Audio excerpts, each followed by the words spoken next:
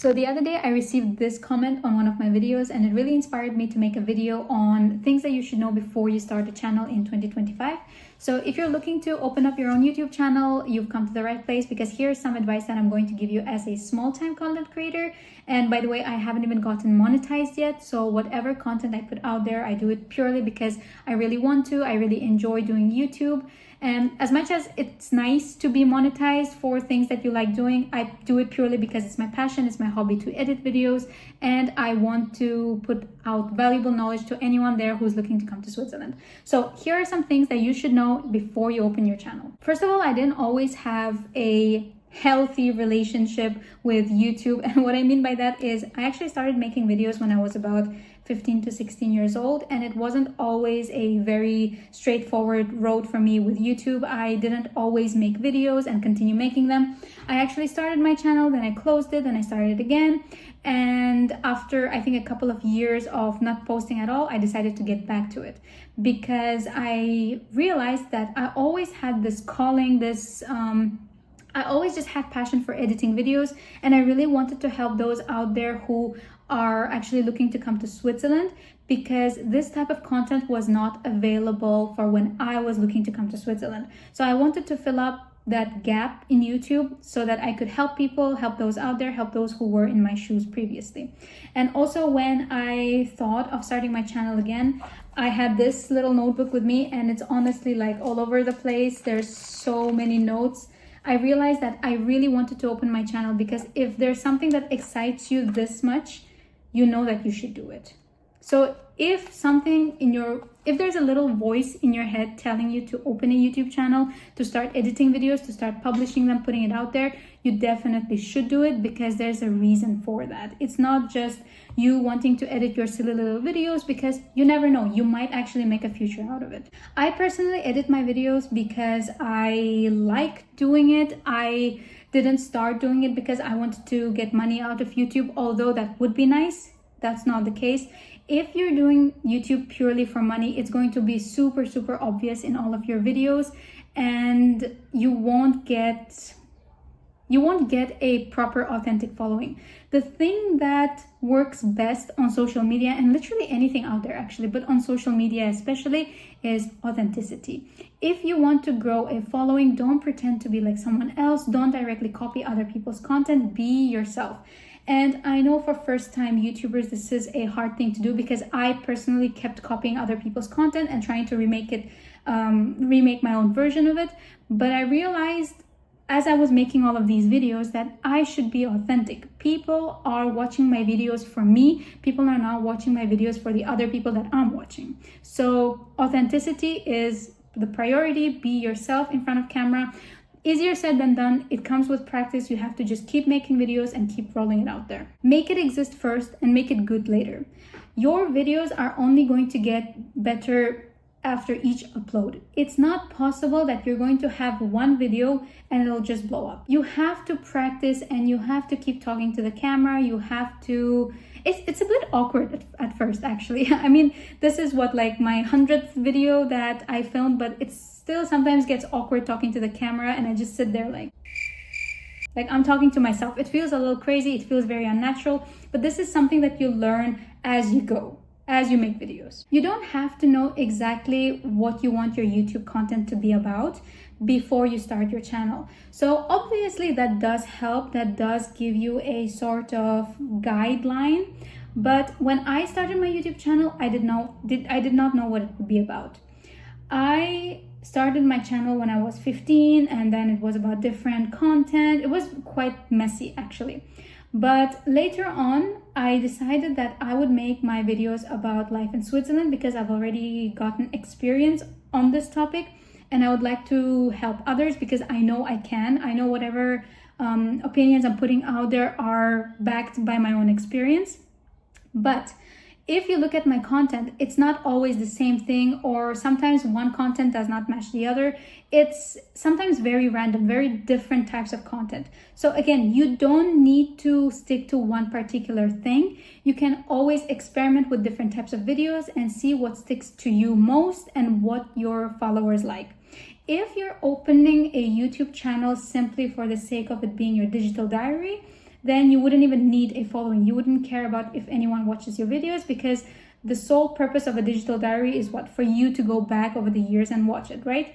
But if you're looking to make money out of YouTube, or you really want to help people out there with a certain topic, with a certain matter, then you need to find out what it is that your viewers really want to see. What is it that gets you the most likes, the most views? Analyze your content and analyze the content of your competitors that are doing similar content as you, and see what videos get the most views, because that's the video that you should recreate.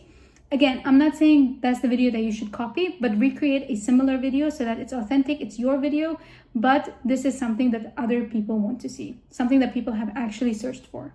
When you're passionate about a certain topic, it's very, very obvious to people, it's very obvious to your viewers. So if I were lying about my content in Switzerland, or if I was lying about my experiences here, it would be super, super obvious. But I'm trying to be as authentic and as honest as possible, and I think that's what drives my views. Although I'm not averaging at like 100k views or anything, I have a very, very small watch average views, but it's still enough for me to know that, okay, there are people out there getting help, and this is more than enough for me. When I first started making my videos, I actually had a Samsung phone, and the reason that I mentioned this is because once I've gotten an iPhone, my upload quality has increased so much. Even with a Samsung, I did change the upload quality to the highest possible, but somehow YouTube kept lowering my quality.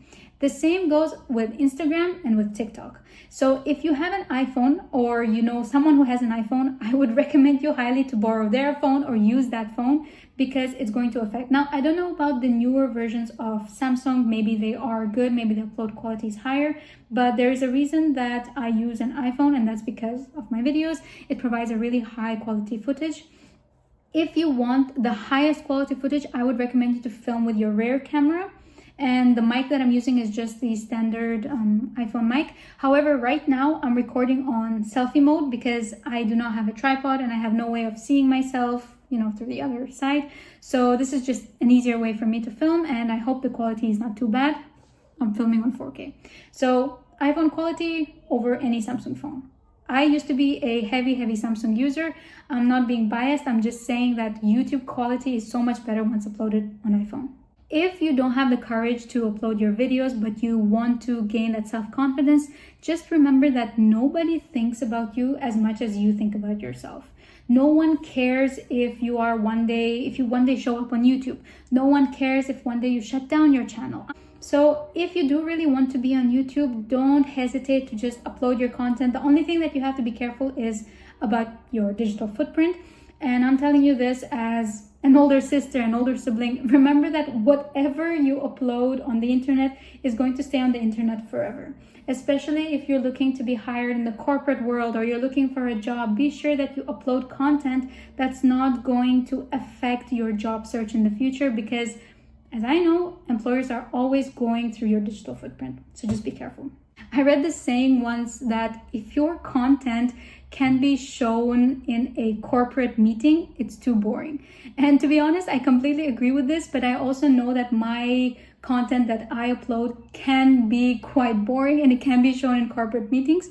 However, I care deeply about my digital footprint. That's why I try to help people at the same time as not make my content too boring, but also align with my digital footprint. So just be careful out there. Your digital footprint is always more important than fame or money or whatever it is.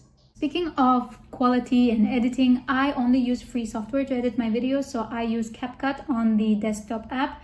Whenever I try to edit my videos on the phone, it always turns out like crap. Don't do it. Don't edit videos on your phone. Try to do it on the laptop, and sometimes it gets really difficult to transfer videos, but this is something that you'll have to figure out as you go. There are small things that you're going to learn along the way while starting your channel, and I get most of my inspiration from Pinterest because I personally don't sit on YouTube too much, so I don't know what thumbnails should actually look like. So I use Pinterest as an inspiration for myself to make different thumbnails, because I know that thumbnails are what actually drives your video views. Because in order to get views, people need to actually click on your video, and for people to click on your video, you need to work on your thumbnail.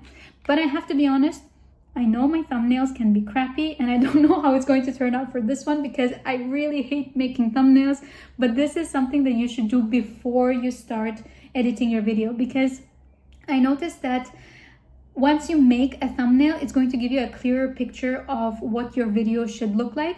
And also make sure that your video does not deviate too much from your thumbnail. The viewers don't really like it when they see one thing on the thumbnail and then another in the video. I personally don't like it, and I'm pretty sure you wouldn't like it either. So make sure your thumbnail is kind of matching to what your video is actually about. And the last part I want to talk about is scripting videos. For some content creators, it helps to have a script, but sometimes you don't actually need it. You just need the skeleton of what your video is going to be about. That's mostly what I make for my videos.